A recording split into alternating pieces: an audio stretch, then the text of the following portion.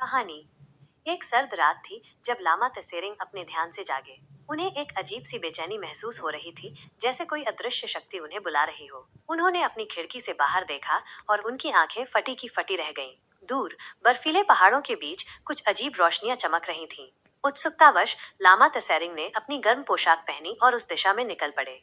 जैसे जैसे वो आगे बढ़े, रोशनियां और भी स्पष्ट होती गईं।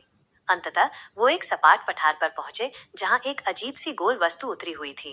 उस वस्तु के चारों ओर उन्होंने कुछ युवकों को देखा।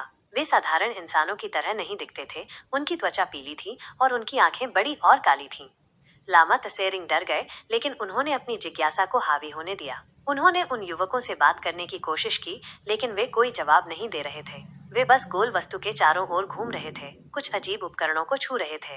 अचानक गोल वस्तु से एक तेज रोशनी निकली और वह हवा में तैरने लगी।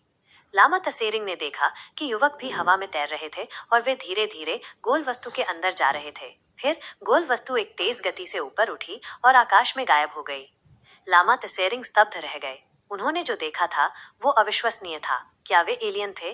वे यहाँ क्यों आए थे? उन्होंने इन सवालों के जवाब खोजने का फैसला किया।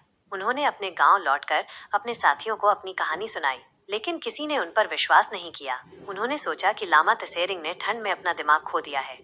लेकिन लामा तसेरिंग ने हार नहीं मानी। उन्होंने उस जगह का दौरा करना जारी रखा जहां उन्होंने गोल वस्तु को देखा था। उन्होंने वहां कुछ अजीब निशान और उपकरण पाए। उन्होंने उन निशानों और उपकरणों की तस्वीरें ली और उन्हें वैज्ञानिकों को भेजा। कुछ वैज्ञानिकों ने उन निशानों और उपकरणों का अध्ययन किया और उन्होंने पाया कि वे किसी ज्ञात तकनीक से नहीं बने थे। उन्होंने निष्कर्ष निकाला कि लामा तसेरिंग ने जो देखा था वो एलियन थे।